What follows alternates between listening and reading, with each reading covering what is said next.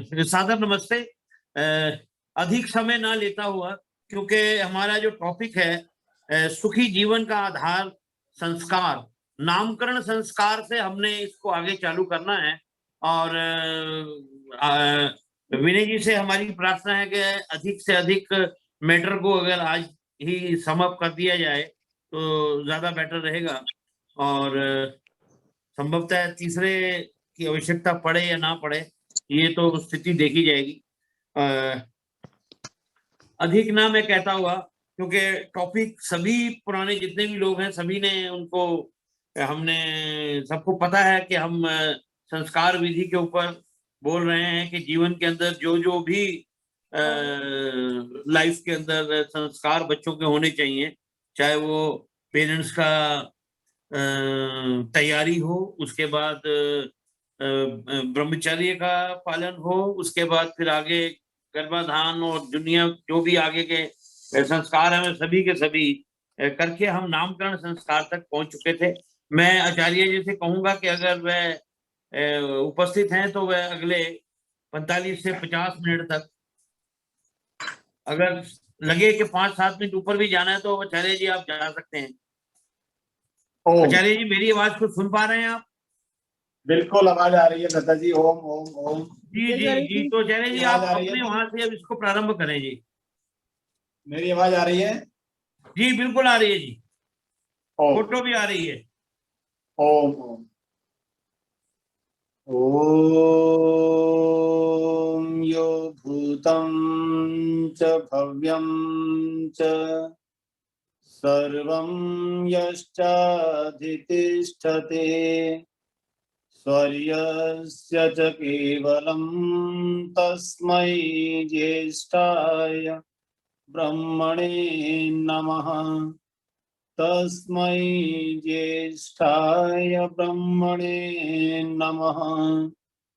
अखण्डादानन्दान्निगमहिमशैलेन्द्रशिखरात् प्रभूता भूतानां जनिलय प्रीतशङ्कर गुरो दयानन्दस्येयं सकलभुवनायामृतपदं दिशन्ति कीर्तङ्गा जनित शिवसंगा विजयते। जनित शिवसंगा विजयते। ओम शांति शांति शांति। आर्य समाज डिफेंस कॉलोनी के तत्वावधान में आयोजित इस व्याख्यान माला में उपस्थित आर्य समाज डिफेंस कॉलोनी के प्रधान आदरणीय श्री अजय चौहान जी, पूरा चौहान परिवार आदरणीय श्री अशोक कुमार जी, डॉक्टर अशोक चौहान जी, डॉक्टर श्री आनंद चौहान जी, श्री चौहान जी, और इस समाज के मंत्री जो कि टंकारा ट्रस्ट के भी मंत्री हैं आदरणीय भ्राता अजय सहगल जी, इस कार्यक्रम में देश विदेश से जुड़े हुए सभी आर्यभद्र पुरुषों और पूजा के योगी माताओं बहनों युवा साथी, मैं गत रविवार आपके साथ एक चर्चा प्रारंभ करके उसे आगे बढ़ाया था मैंने, और वह चर्चा थी मनुष्य जीवन में सुखों का जो आधार है वो संस्कार है। और विशेष रूप से आदरणीय भ्राता अजय सहगल जी ने स्पष्ट किया था, क्योंकि इस व्याख्यान माला में हम उन 16 संस्कारों के व्यावहारिक स्वरूप को, वैज्ञानिक स्वरूप को, शास्त्रीय स्वरूप को और उसके मेडिकल साइंस के पॉइंट ऑफ व्यू से क्या क्या उसकी उपयोगिता है, इन सब विषयों पर बातचीत कर रहे हैं। मैं स्पष्ट कर दूं कि यह कोई उपदेश और व्याख्यान न होकर के एक ऐसी चर्चा है जो मनुष्य को मनुष्य बनाने में हमारे ऋषियों ने जिन प्रयोगों को हमारे लिए उपस्थित किया है, ये विशेष रूप से ऐसे प्रयोग हैं जिन्हें ऋषियों ने बहुत दीर्घावधि तक, लंबे समय तक इस पर प्रयोग किए और प्रयोग से जो परिणाम निकले उन सब का विनियोग संस्कारों में किया। वर्तमान युग के महामनीषी चिंतक महर्षि दयानंद सरस्वती जी ने प्राचीन गृह सूत्रों, चरक सुश्रुत संहिता, मनुस्मृति और अनेक ग्रंथों में संस्कारों पर जो जो विचार और सामग्री उपलब्ध थी उसका एक ऐसा सार स्वरूप हमारे लिए दिया है संस्कार विधि के माध्यम से, जिन्हें मैंने गत शुक्रवार को आपसे चर्चा करते हुए बताया था। कतिपय विद्वानों ने 36 संस्कार माने, कतिपय विद्वानों ने 48 संस्कार की भी कल्पना की, 24, 13, लेकिन ऋषिवर देव दयानंद जी ने उन संस्कारों को षोडश संस्कार अर्थात 16 संस्कार, मैंने निवेदन किया था आपसे कि ये 16 संस्कार केवल रिचुअल नहीं है, केवल इनको कर्मकांड की दृष्टि से संपन्न कराया जाए ऐसा नहीं, क्योंकि हम वैदिक विचार के मानने वाले ऐसा विचार करते हैं कि हमारे यहाँ कोई भी क्रिया, चाहे वो वेद पारायण यज्ञ हो, अग्निहोत्र हो, पितृयज्ञ हो, अतिथि यज्ञ हो, बलिवैष्णदेव यज्ञ हो, अर्थात ये यज्ञ हमारे और इसके अतिरिक्त बड़े बड़े जो अश्वमेध पर्यंत यज्ञ हैं, उनका केवल और केवल कर्मकांडीय महत्व नहीं है कि मंत्र बोलने से, अमुक आहुति देने से कोई लाभ विशेष हो जाएगा। मंत्र का लाभ होगा, आहुति का लाभ होगा, परंतु वो मंत्र और आहुति उन जो लाभ करेंगी वह मानसिक लाभ तक ले जाएगा। वो हमारे चिंतन को परिष्कार अर्थात चिंतन को प्यूरिफाई करेगा।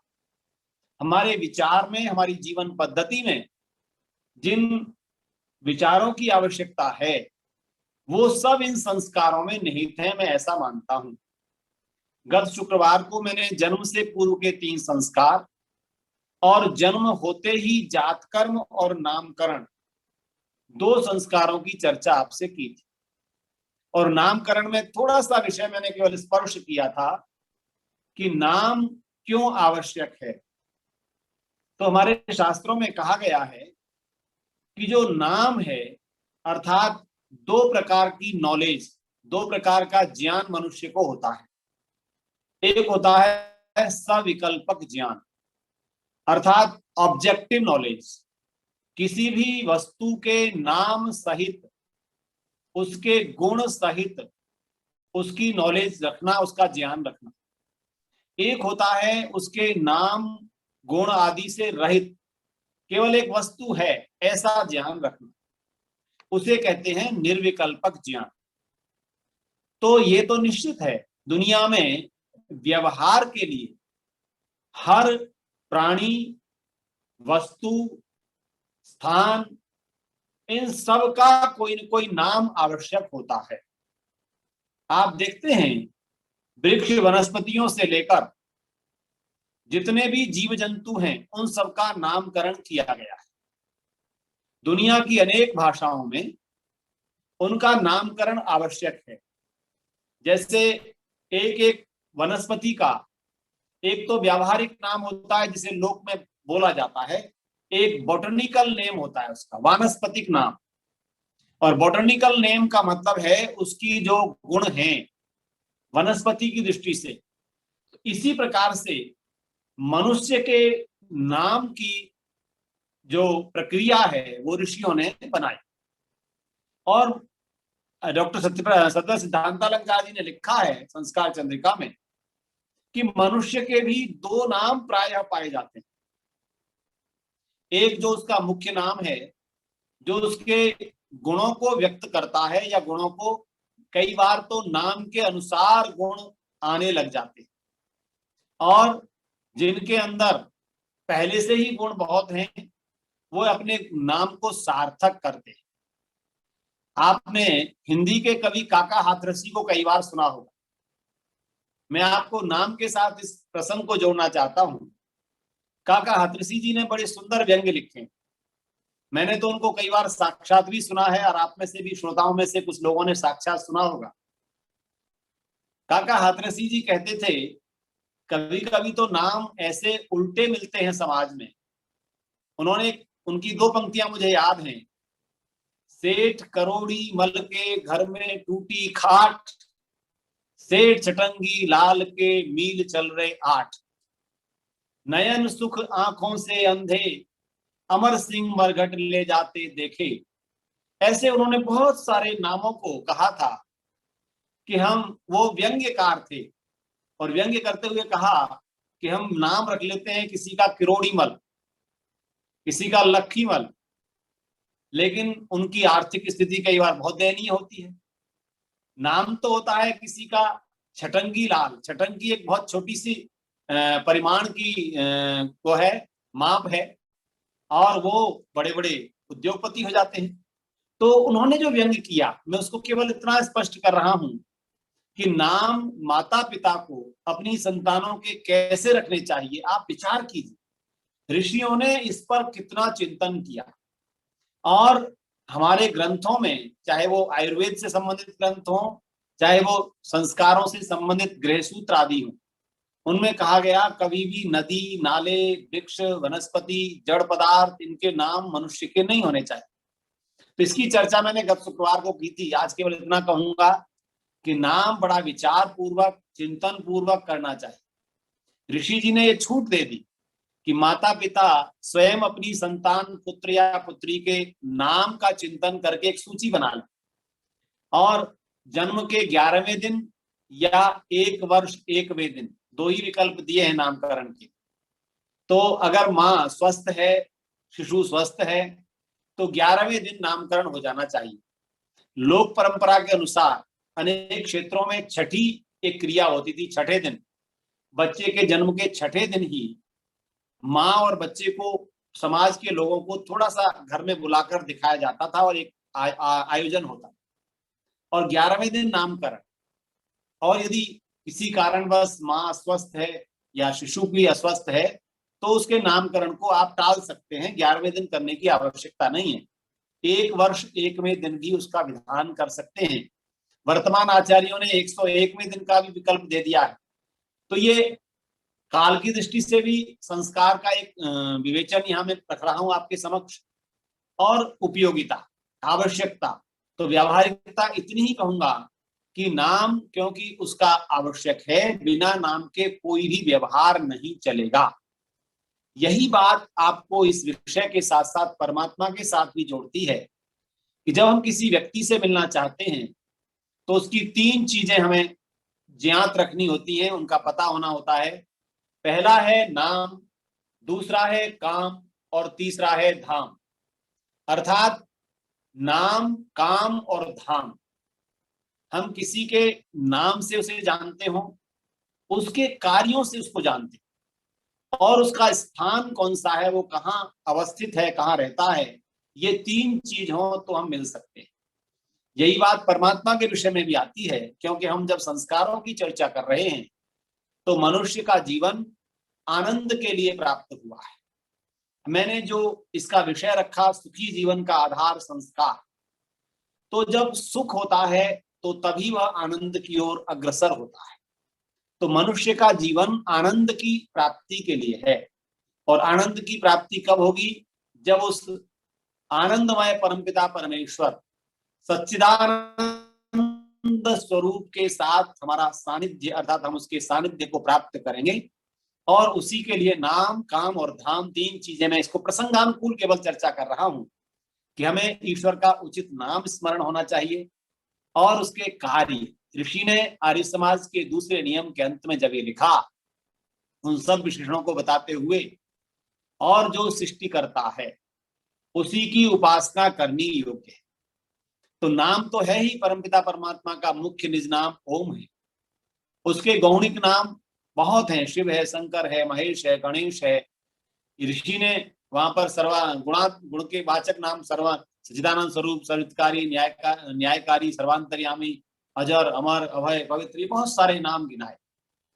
तो ये सब नाम हमें ये बताते हैं कि ईश्वर हो, जीव हो, या प्रकृति का कोई पदार्थ, इन तीनों का जब अस्तित्व हमें पता चलता है, तो उसका नाम आवश्यक होता है। तो ये नाम मैंने गत शुक्रवार को आपके बीच पूरा किया था। अब अगला संस्कार है जिसमें आयुर्वेद का बहुत बड़ा चिंतन है कि मां के गर्भ में जो संतान पल रही थी, 9 मास तक मां के गर्भ में जो शिशु एक ऐसे संवेदनशील वातावरण में रहा, तो उसका जन्म जब होता है तो जन्म जो लेबर रूम है अर्थात आज के हॉस्पिटल्स की परिभाषा में, तो उसको अंधकार युक्त रखा जाता है, वहां कोई लाइट नहीं चल रही होती।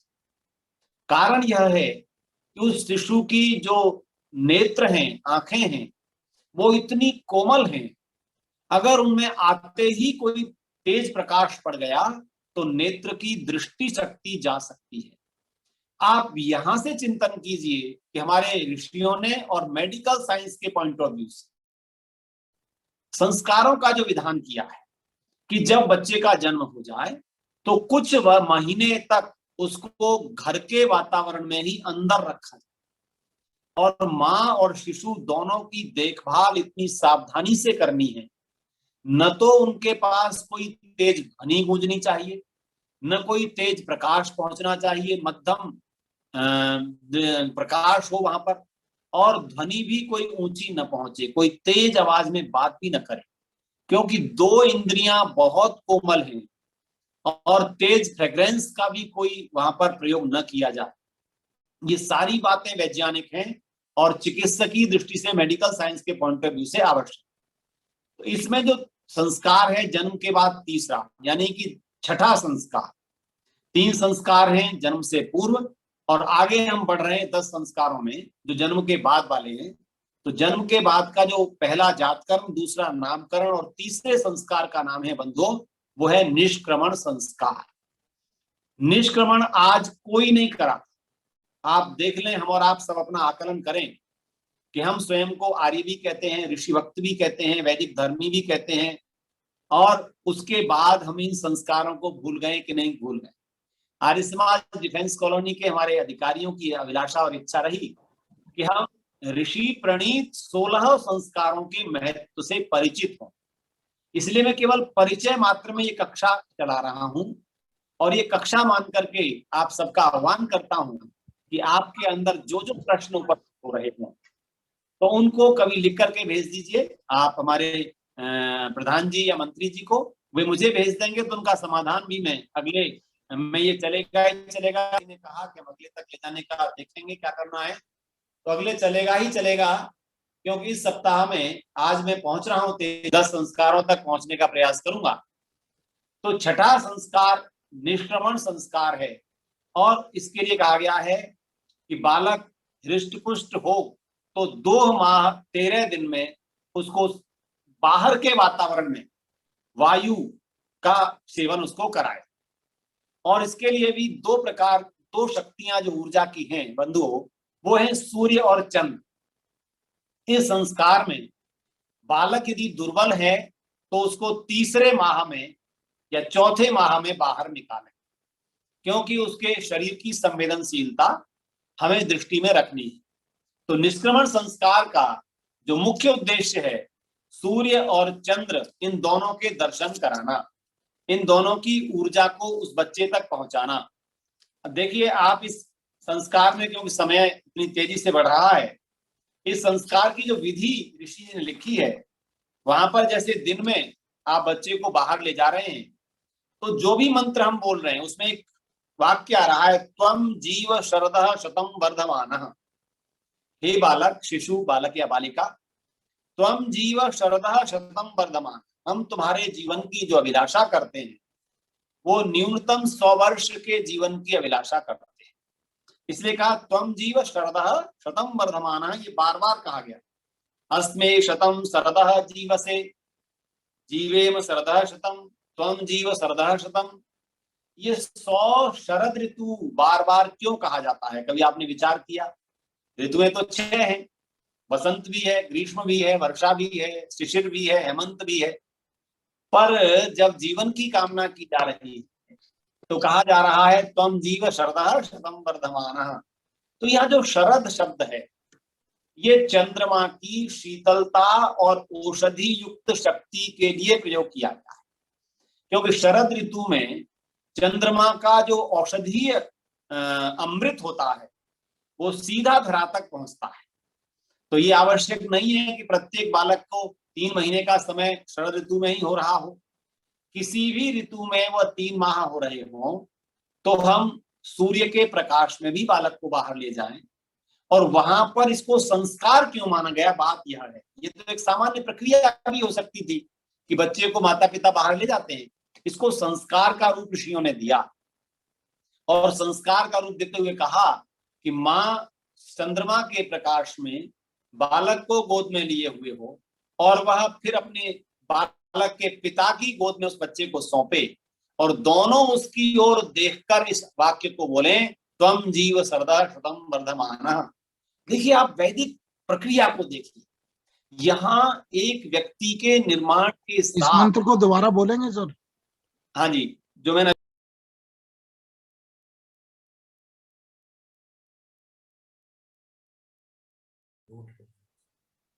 अपने आप को अनम्यूट करना है जी।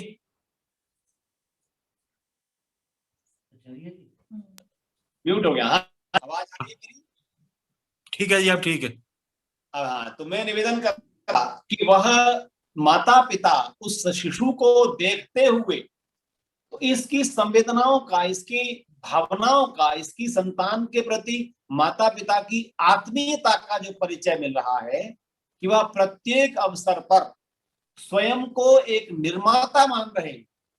ईश्वर सबका निर्माता है, परंतु जब ये कहा जाता है स्त्री ब्रह्मा बभूविथ, हे देवी, हे स्त्री देवी माँ मातृशक्ति, तुम कौन हो? तुम ब्रह्मा बभूविथ, तुम ब्रह्मा हो। अर्थात जैसे सृष्टि की उत्पत्ति करने का दायित्व ईश्वर पर है, वैसे ही इस सृष्टि में मानवीय सृष्टि को संस्कारित उत्पन्न करने का दायित्व प्रथम मां पर है, फिर पिता पर है और तीसरा गुरु पर है। तो समाज में कैसे मनुष्य हो, ये निर्णय करना है। हमारा समाज किस प्रकार, किस स्वभाव के मनुष्यों से युक्त हो, ये प्रत्येक माता पिता के संस्कार से जुड़ जाएगा। संस्कार से उसका परिचय होगा, संस्कार को जीवन में महत्व देगा, तब वह उत्तम संतान समाज को दे पाएगा। ये जो हमारी योजना है इस चर्चा की, वो यही है। कम से कम हम जो आर्यजन स्वयं को कहते हैं या सत्य सनातन वैदिक धर्मी कहते हैं, उनके पास जो पूंजी है उस पूंजी का तो परिचय होना ही चाहिए। हम अपनी ही पूंजी से परिचय नहीं है हमारा। हमारे ऋषियों ने कितने परिश्रम से इन प्रयोगों को कर कर साक्षात्कार हमारे लिए दिया। तो निष्क्रमण संस्कार का मैं उपयोग बता रहा था। सूर्य दर्शन का महत्व है कि विश्व का जो नियंत्रण है वो 2 ही तत्वों पर है, और वो है उष्णता का तत्व और दूसरा है शीतलता का तत्व। तो उष्णता का जो पुंज है वो सूर्य है और शीतलता का जो पुंज है वो चंद्रमा है। तो सूर्य और चंद्र दोनों के दर्शन कराने जिस दिन निष्क्रमण संस्कार का निश्चय किया हो, उस दिन प्रातःकाल यज्ञ करें और यज्ञ के बाद बालक को माता पिता सूर्य के प्रकाश में ले जाएं। तेज उष्णता न हो, इतनी तेज गर्मी का काल न हो जिससे कि उसके शरीर पर प्रतिकूल प्रभाव पड़े, और रात्रि काल में फिर माता पिता बाहर ले जाएं। तो चंद्र के दर्शन का जो महत्व है वह शीतलता देना, और सूर्य के दर्शन का महत्व है उष्णता देना। आप देखिए कि शरीर में उष्णता का कितना बड़ा महत्व है। जब कभी वृद्धावस्था में किसी हमारे आदरणीय दादाजी पिताजी किसी की जब जीवन लीला समाप्त हो रही होती है, शरीर ठंडा पड़ गया है, यही तो कहा जाता है। अर्थात यहाँ से सूर्य की ऊर्जा जा रही है और शीतलता होती जा रही है। ये दोनों का समन्वय ही जीवन है। उष्णता रहे तो ज्वर से युक्त हो जाते हैं, फिर कहते हैं दवाई चाहिए, और शीतलता ज्यादा हो जाए तो शरीर निराश की हो जाता है।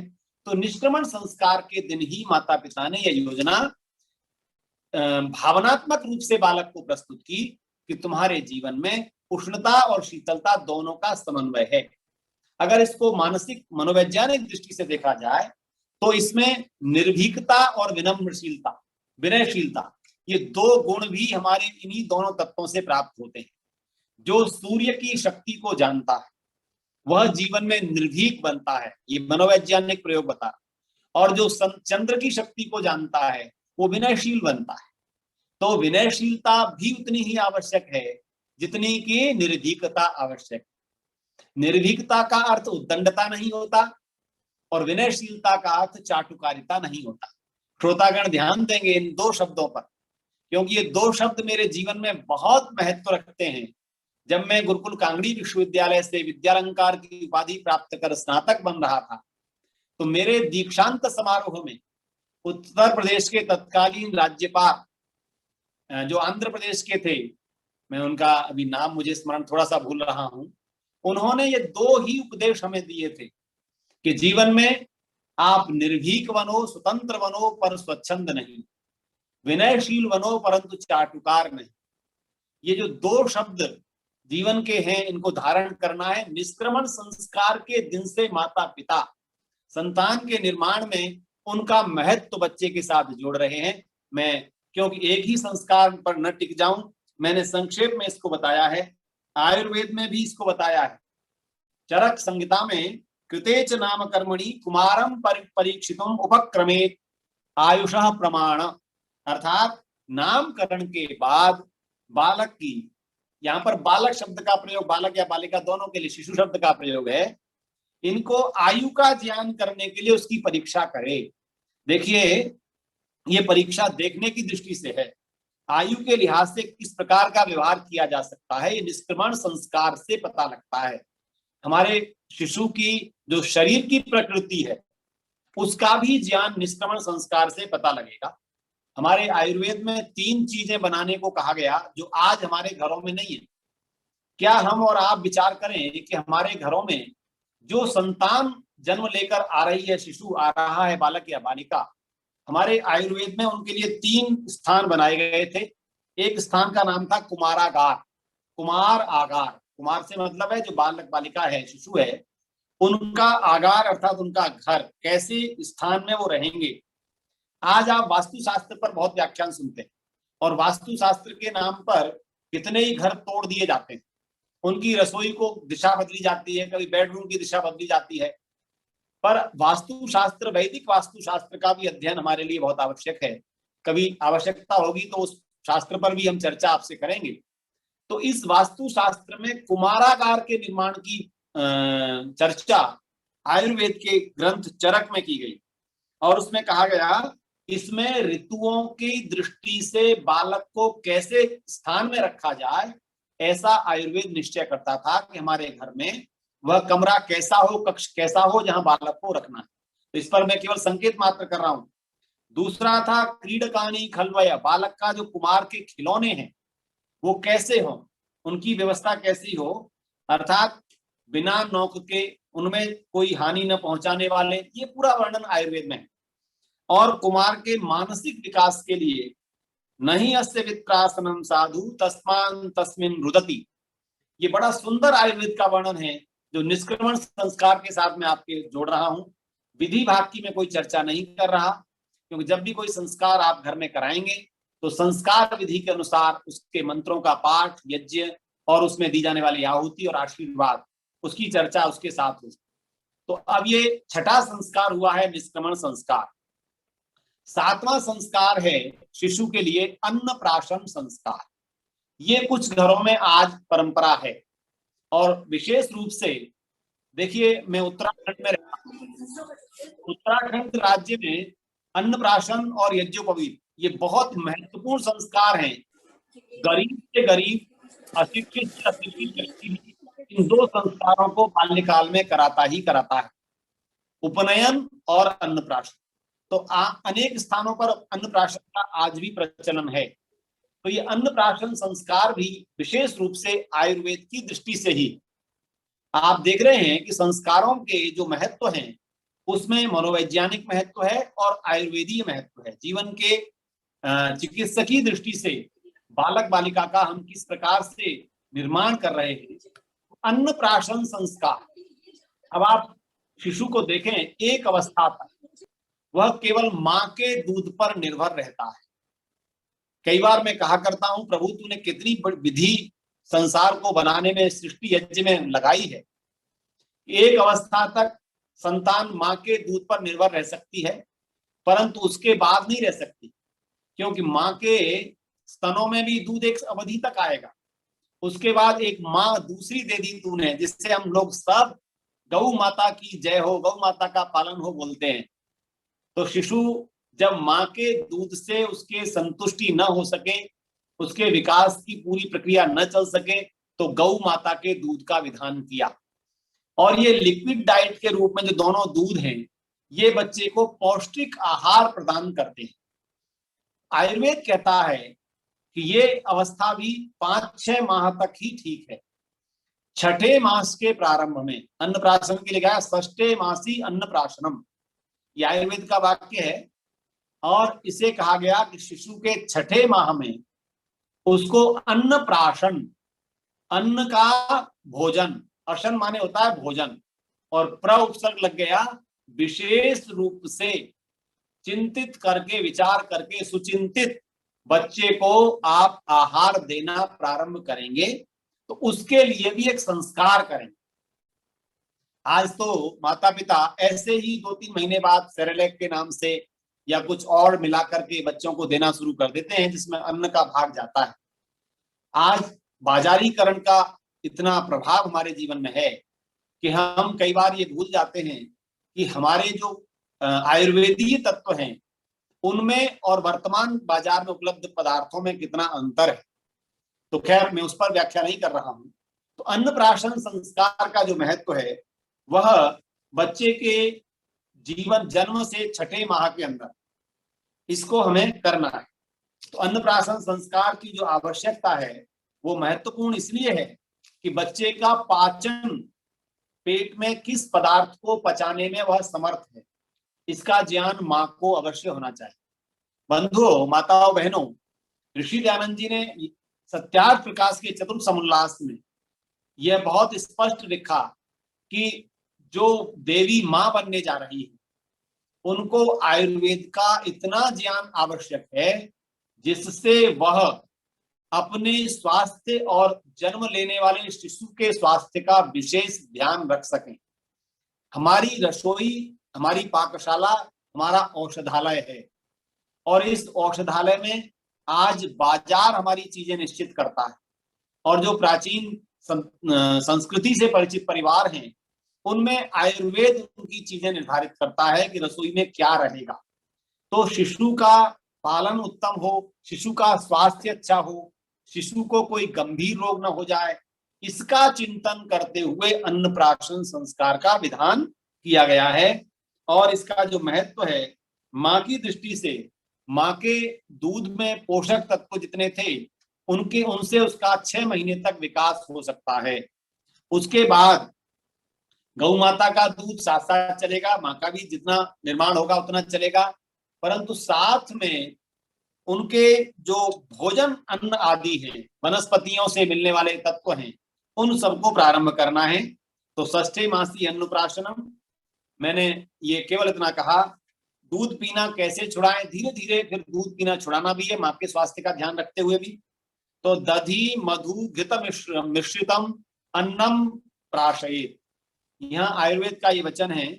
और ये आशुलायन गृह सूत्र में भी लिखा है कि दधि मधु घृत मिश्रित, जब हम भोजन कराना प्रारंभ करें तो मधु और घृत के मिश्रित हल्का छोटा सा लेश मात्र घी उसमें डाल सकते हैं, जो चावल की हम खीर बनाते हैं, या फिर दधी में मधु मिला करके भी बच्चे को सेवन करा सकते हैं। उष्ण ऋतु है, अगर गर्मी की ऋतु है तो आप उसमें दधी में मधु मिला करके उसको सेवन करा दें, और शीतकाल है तो दधी न करा करके शिशु को आप खीर बनाकर, इसमें दूध की मात्रा थोड़ी ज्यादा हो, चावल की मात्रा कम हो, इसका सेवन बच्चे को कराया जाए। और इसका उद्देश्य है दीर्घ जीवन, अर्थात ये जितने अनुसंधान हुए हैं इन संस्कारों पर, उनमें चिकित्सकीय महत्व ज्यादा है। तो ये जो आप देख रहे हैं कि बच्चे की छोटी सी आयु तक संस्कारों का अधिक भाग पूर्ण हो जाता है। मैंने जिस क्रम से आपको लिया, जन्म से पूर्व 3, और चौथा संस्कार जातकर्म, 5वां नामकरण, छठा निष्क्रमण और 7वां अन्नप्राशन।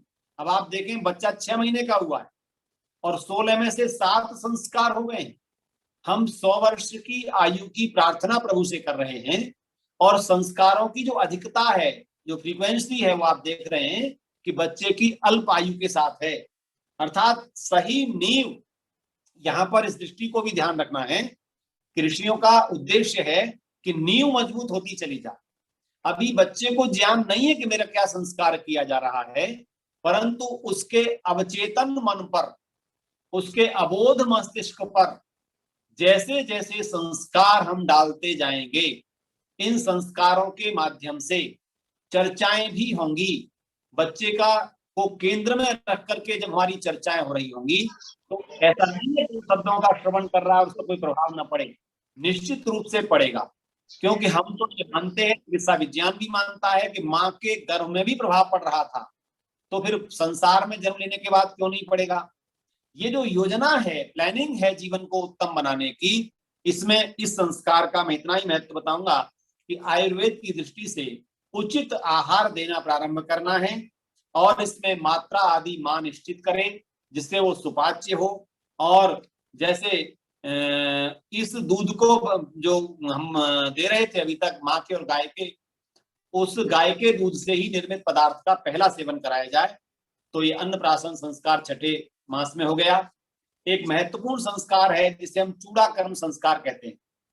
चूड़ा कर्म संस्कार है बच्चे के गर्भस्थ केशों का मुंडन करना। गर्भ से ही जो बच्चे के सिर में केश आए हैं, चूड़ा शब्द की हिंदी चोटी से भी है, शिखर से भी है। तो जैसे सीमंतोन्नयन संस्कार हमने बच्चे का किया था मां के गर्भ में, कि उसके उत्तम भाग का उन्नत भाग, इसको उन्नत बनाना, सीमंत भाग को, मस्तिष्क भाग को उन्नत बनाना, मस्तिष्क से संबंधित जो विचार हैं वो उस प्रकार का विचारों का श्रवण मां के द्वारा कराया जाना। अब चूड़ा कर्म संस्कार में आयुर्वेद ये कहता है कि मां के गर्भ में उस झिल्ली में रहते हुए बच्चे के जो केश उत्पन्न हुए हैं, उन केशों में कुछ रोगाणु आदि, कुछ मल आदि भी रह सकता है, तो हमें उस केश का मुंडन करना है जिससे नए केश उसके शरीर सिर से और अच्छी प्रकार से आ सकें। तो चूड़ा कर्म का जो विशेष महत्व है वह उसकी आयुर्वेद दृष्टि से एक बात और है, यहाँ पर हमारे ऋषियों ने लिखी है कि बच्चे के दांत निकलने से इसका बहुत संबंध है। छठे मास से शिशु के दांत आना प्रारंभ हो जाते हैं।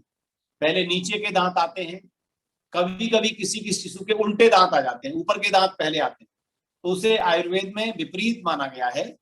तो दांतों के निकलने से संबंध है। यहाँ सूत्र ग्रंथों ने दो समय दिए हैं, या तो जन्म के प्रथम वर्ष में अथवा तृतीय वर्ष में।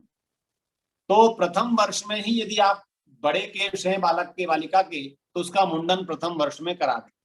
अगर आप अनेक राज्यों से जुड़े हुए श्रोता मेरे इस कार्यक्रम में हैं, तो आपको पता होगा कई राज्यों में ऐसी परंपरा चली है कि बेटियों का मुंडन ही नहीं कराया जाता, और वो आज भी जारी है। हमारे उत्तराखंड में भी चूड़ा कर्म संस्कार जब मैंने अपनी बिटिया का पर्वतीय क्षेत्र में रहते हुए कराया तो लोगों को आश्चर्य हुआ, और उसका बड़ा आयोजन मैंने किया इसीलिए कि लोगों को पता लगे कि चूड़ा कर्म संस्कार बालिकाओं का भी होना चाहिए। अब आप सोचिए कैसी विडंबना समाज की है कि पुत्र का कराया जाएगा, पुत्री का नहीं। ये ऐसे बहुत सारे भेद जो है डाले गए हैं। जैसे अगला संस्कार आगे आएगा उपनयन का, कर्ण वेद के बाद, तो वो संस्कार भी बालकों का ही होता है, बालिकाओं का नहीं होता।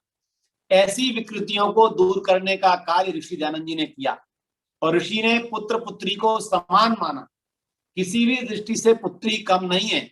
आप बताइए, अगर गर्भस्थ केशों का मुंडन अगर होना है तो बालिका भी तो माँ के गर्भ से आई है, क्या उसके केशों में वो विकार नहीं होंगे जिनको दूर किया जा सके। तो चूड़ा कर्म संस्कार का संबंध एक तो केशों दांतों से है और दूसरा है उसके मस्तिष्क से।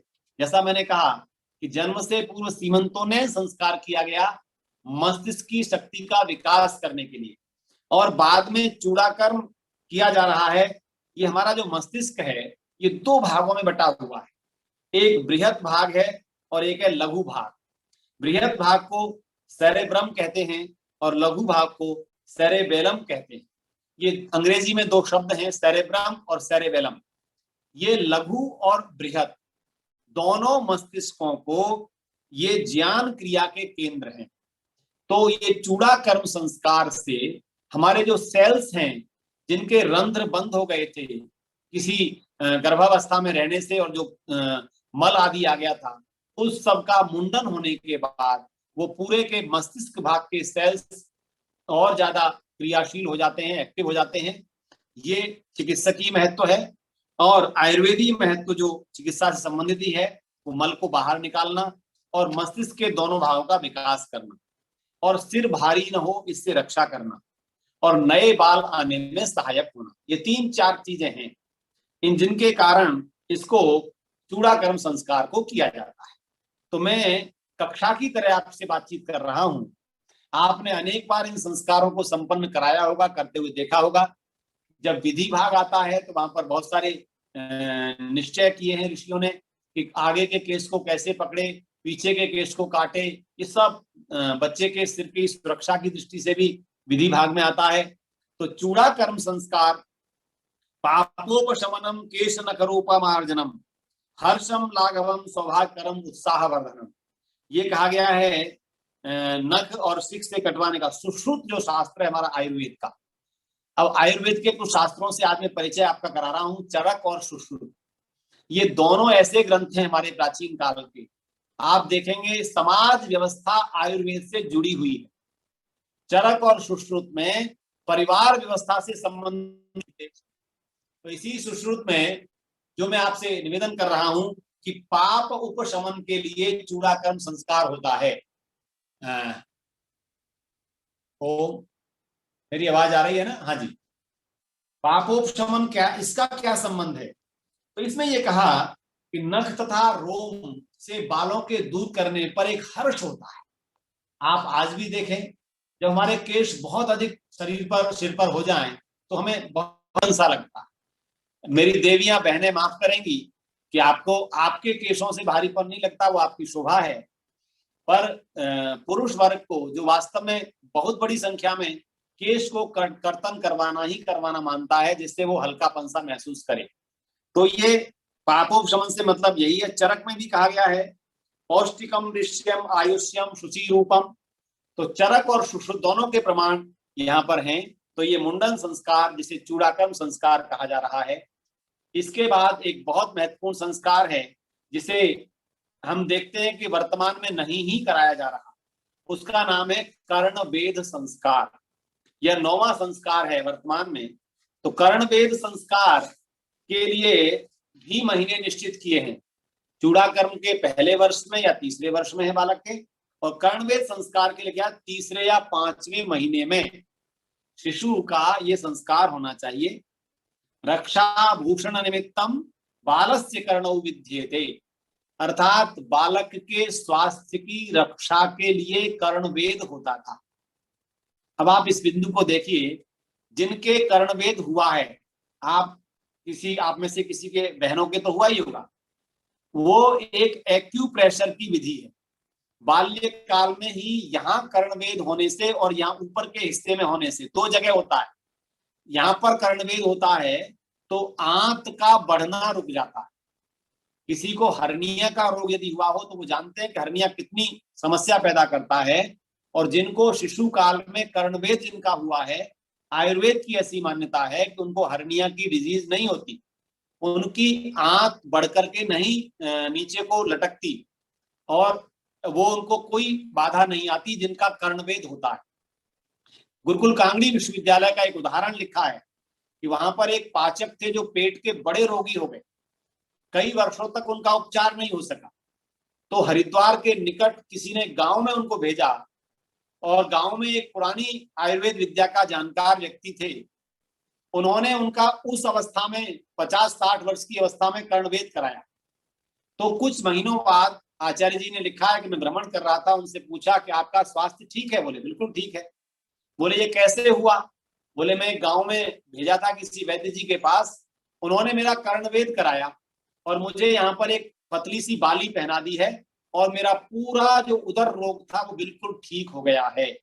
तो आप देखिए कि हमारा जो कर्णवेद संस्कार है वो बालक बालिका के बाल्यकाल में जन्म के कुछ मास पश्चात ही किया जा रहा है, किस लिए कि भावी जीवन में उसको आंत का रोग ना हो। अब आपने 9 संस्कारों तक चर्चा मेरी सुनी है। भ्राता अजय सहगल जी के दिए हुए समय को हमें समाप्ति की ओर पहुंच रहा है, लेकिन 10वें संस्कार की चर्चा करके मैं अपनी बात को विराम दूंगा। 10वां जो संस्कार है उसका नाम है उपनयन संस्कार। अब आप इसके शब्द को थोड़ा देखिए, बहुत सरल, उपधन नयन। इसका एक अर्थ है उप माने समीप, नयन माने ले जाना। अथर्ववेद का एक सूक्त है ब्रह्मचर्य सूक्त, उसके मंत्रों में प्रत्येक शिशु को, बालक बालिका को एक अवस्था पर आचार्य कुल में ले जाया जाना होता है। आचार्य उपनय मानो ब्रह्मचारिणम कृणुते गर्भमन्तः, अर्थात माता पिता अपनी संतान को आचार्यों के समीप ले जाकर उनके गर्भ में सौंप देते हैं। आप में से बहुत शिक्षक बैठे हैं, हमारे चौहान साहब का परिवार बैठा है जो पूरे विश्वविद्यालय और विद्यालय चलाता है। कोई भी माता पिता हमारे स्कूल में, यूनिवर्सिटी में अपने बच्चों को सौंपकर निश्चिंत होता है। वो ये जानता है कि कौन से संस्थान में सौंपने के बाद मेरे बच्चे का जीवन सुरक्षित रहेगा, जीवन में कोई व्यसन नहीं आएगा। ये वर्तमान परिस्थिति बता रहा हूं। प्राचीन काल में सभी संतानें गुरुकुलों में सौंपी जाती थी।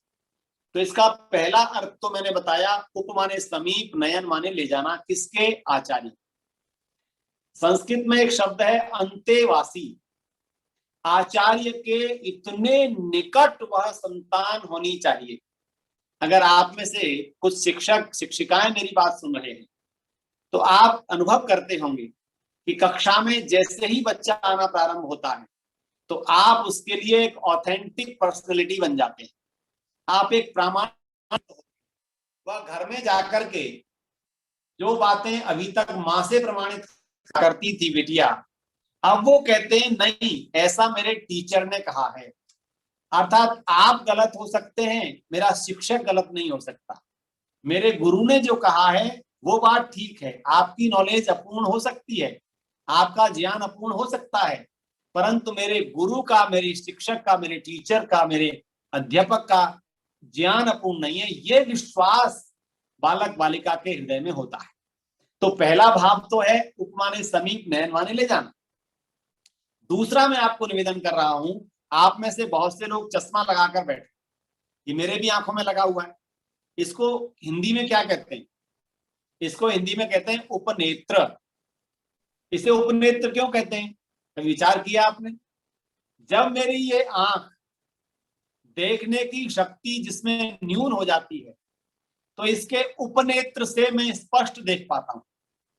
तो आप देखेंगे नेत्र दृष्टि का काम करता है, देखने का, और उपनेत्र जब मेरा विजन कहीं कंफ्यूजन पैदा करता है, कहीं देखने में भ्रम पैदा करता है, तो उसको कौन क्लियर करता है? मेरे विजन को ये उपनेत्र क्लियर करता है। अब आप विचार कीजिए, हमारे ऋषियों ने जिसका संस्कार का नाम ही उपनयन किया, तो जो बालक और बालिका अपने पूरी जीवन दृष्टि का निर्धारण जिसके पास करते थे, उस संस्कार का नाम उपनयन था। अर्थात बालक बालिका कहते हैं आचार्यवर, मेरा विजन क्लियर नहीं है, how can I survive in this world, in this universe, मैं कैसे सर्वाइव करूंगा? आचार्य कहता था कि आओ मेरे गर्भ में, मेरी शरण में। जैसे तुम्हारे शरीर का निर्माण तुम्हारी माँ के गर्भ में हुआ है, वैसे तुम्हारे मस्तिष्क, तुम्हारे विचार, तुम्हारी भावनाएं, तुम्हारे संस्कार, तुम्हारे गुण, तुम्हारे कर्म, इन सबका जो शिक्षा का सूत्र मिलेगा वो आचार्य के गर्भ में। कितना बड़ा दृष्टिकोण ऋषियों का गुरुकुलों के प्रति था। आचार्य कहता है कि माँ के गर्भ में 9 महीने रहकर तुम्हारे शरीर का निर्माण हुआ, मेरे गर्भ में तुमको न्यूनतम 12 वर्ष रहना होगा। न्यूनतम 12 वर्ष गुरुकुल में रह करके तुम्हारे जीवन का निर्माण होगा। आज हम कहाँ हैं? जीवन के 25 वर्ष केवल और केवल निर्माण के वर्ष हैं। आज उस 25 वर्ष में सुविधाएं दी जा रही हैं, बहुत बढ़िया वातानुकूलित वातावरण दिया जा रहा है, तो निर्माण तप की भट्टी में तप कर नहीं होता। गत शुक्रवार को बंधुओं मैंने आपसे निवेदन किया था कि जिस प्रकार से उस टूटे हुए कप के टुकड़े से साहित्यकार ने कहा कि तू भट्टी में तप करके आ, तो मैं तुझे संस्कार है, तू भट्टी, ये समाज तुझे गले लगा लेगा, भट्टी में तप करके आ। तो 25 वर्ष का जो कार्यकाल जीवन का मिलना है, उसकी तैयारी उपनयन संस्कार है।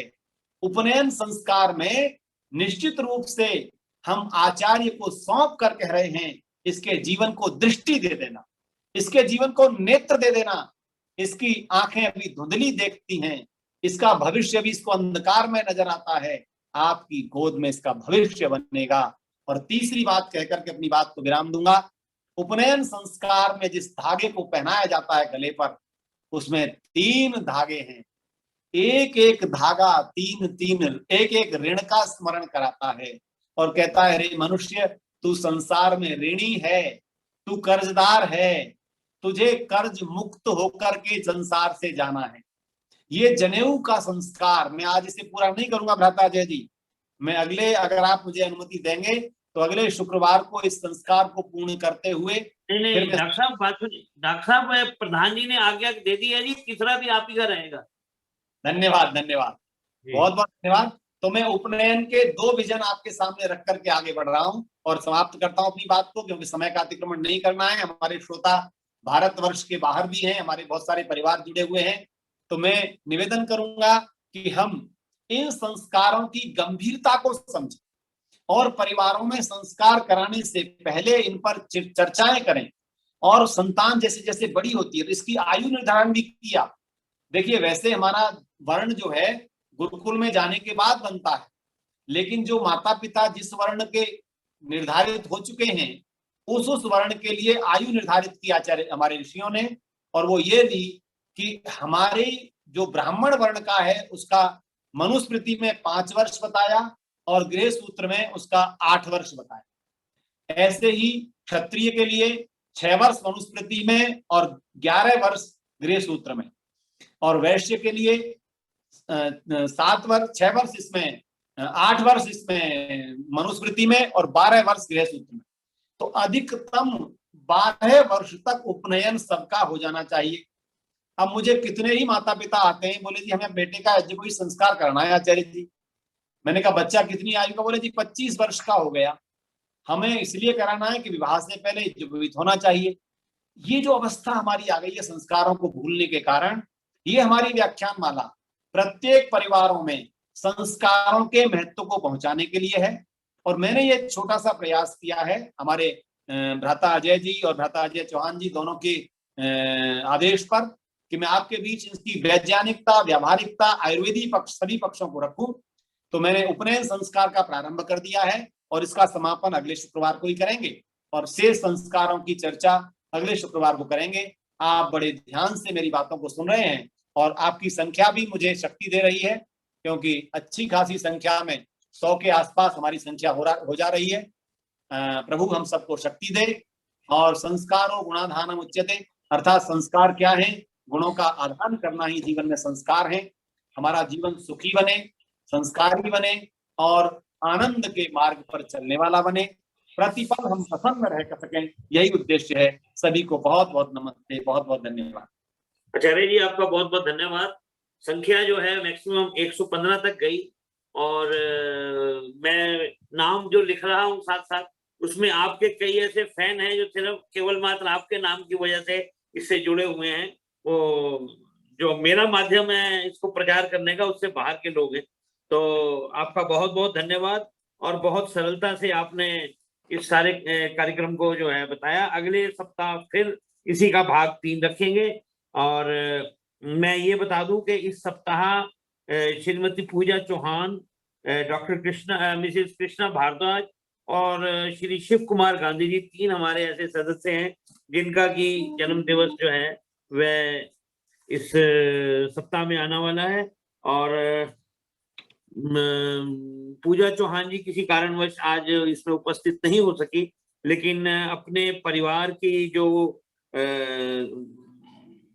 सिस्टम है उसके अनुसार या जो संस्कार हैं उनके, उसके अनुसार अपने जन्म दिवस पे एक अच्छी राशि उन्होंने आर्य समाज के लिए घोषणा की है। मैं उनका हृदय से धन्यवाद भी करता हूं और इससे पूर्व के सभी को आशीर्वाद दिया जाए। मैं नाम पढ़ देता हूं जिन लोगों ने आज की उपस्थिति जिनकी रही 115 से ज्यादा है, इसलिए मेरे लिए सबका नाम लेना संभव नहीं होगा लेकिन जहां तक मेरी सांस मुझे अलाउ करेगी मैं जाऊंगा। आरजे चौहान, शेफाली चौहान, अनंत चौहान जी, एस के ग्रोवर जी, वाईपीएस चौहान जी, रीटा सोनी जी, नीलम सहगल जी, संध्या चौहान जी, मृदुला चौहान जी, वीना जी, बीके सिंह जी, जितेंद्र अब्बी जी यूएसए से, शशि सिंह जी, शशि चौहान जी, एमएस चौहान जी, इंदू चौहान जी, राज लूथरा जी, वीना गुप्ता जी, नताशा कुमार जी, अंजू बजाज जी, पद्मलता जी, अन्नपूर्णा जी, जगदीश मैने जी, RN Tiwari ji, Kanta Bora ji, Dhandiwa Sarovar something like that, Umesh Arya ji, Rajendra Patel ji Jabalpur से हैं, और सुभाष चंद्र वालिया जी, संदीप केकर जी, डॉक्टर नागेंद्र कुमार जी, प्रवींद्र सिंह सिसोदिया, नारायणी महाराज, ओम भागे, चंदा सचदेवा, उसके बाद है PL आर्या जी हल्द्वानी से, अनु टंडन जी हैं, विनय कपूर जी हैं, उसके बाद राजेंद्र गजडाले हैं, बलराज उत्तेज हैं, शशि बाला चोपड़ा है, BPS चौहान जी हैं,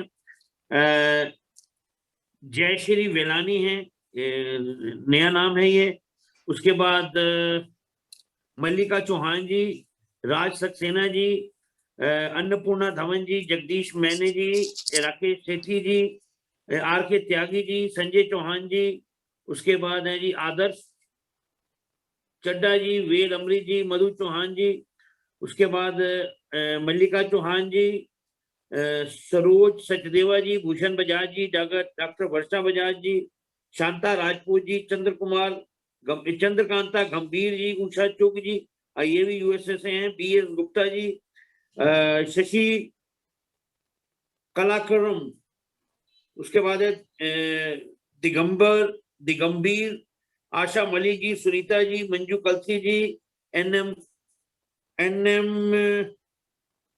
गांधी जी, प्रतिभा सरीन जी, डॉक्टर वीरेंद्र शास्त्री जी, महेंद्र सिंह जी, उसके बाद हैं कुसुम लता शर्मा जी, मंजू विद्यार्थी, उमेश शिंदे, चंद्रगुप्त जी, राजेंद्र पटेल जी, सत्य जी, अमित पाल जी, विनोद जी, वसंत कुमार जी, अर्पणा जी, योगेश यादव जी, उषा अतोरा जी, उर्मिला रस्तोगी जी, दिव्या जैन जी, राकेश चौहान जी, भगत जी, दिव्या शंकर जी, उसके बाद है जी सरोज राजपूत, शांता राजपूत, सरोज रस्तोगी, सरोज चावला, सुमन बंसल जी, ये जितने अधिक नाम मैं ले सकता था मैंने सभी का नाम दिया। आप सभी का बहुत बहुत धन्यवाद। आचार्य जी, जन्म दिवस के कुछ आशीर्वाद के मंत्र। रामचंद्र जी। जी जी जी जी, हाँ जी, मेरी आवाज आ रही है आपको? हाँ जी आ रही है जी, आपका चित्र भी आ रहा है, आप अपना आशीर्वाद मंत्र बोलिए। परमपिता परमेश्वर से हम समस्त हमारे जन्म दिवस मना रहे महान भावों के लिए 27 की कामना करते हुए, अच्छी हेल्थ की कामना करते हुए, ओम उत्तिष्ठ ब्रह्मणस्पते देवान यज्ञेन बोधय आयु प्राणम प्रजाम पशुम कीर्तिम यजमानम च वर्धय। ओम इंद्र श्रेष्ठानि द्रविणानि देहि चित्तिम दक्षस्य स्वगत्वमस्मे कोशं रयीणाम अरिष्टिम तनूनाम स्वादमानं वाचा सुदिनत्वमन्नाम। ओम तच्चक्षुर्देवहितं पुरस्ता शुक्रं चरत पश्येम शरदा जीवेम शरदा शतं शृणुयाम शरदा शतं प्रप्लवाम शरदा शतमदीनास्याम शरदा शतं भूयश्च शरदा शतात्। ओम स्वस्ति, ओम स्वस्ति, ओम स्वस्ति। आचार्य जी, इस आखिरी मंत्र का जरा हिंदी में अर्थ बताइए सबको। पिता ओम तक्षस्य परमेश्वर देव। से ईश्वर आप में तच्चक्षुर्देव हितम,